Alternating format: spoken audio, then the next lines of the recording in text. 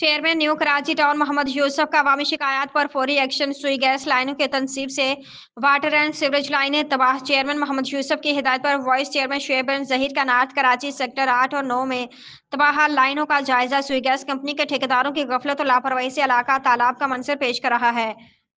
Chairman new Karachi town Mohammad Yusuf का अवामी शिकायत पर फौरी एक्शन। सुई गैस लाइनों के तनसीब से वाटर एंड सीवरेज लाइनें तबाह। चेयरमैन मोहम्मद यूसुफ की हिदायत पर वाइस चेयरमैन शुएब बिन जहीर के नॉर्थ कराची सेक्टर 8 और 9 में तबाह लाइनों का जायजा। इस मौके पर UC councillor Saif B and R IRC Nadir Khan, deputy director महकमा रेस्को कामरान अख्तर और इलाका मोअज़्ज़िज़ीन भी थे।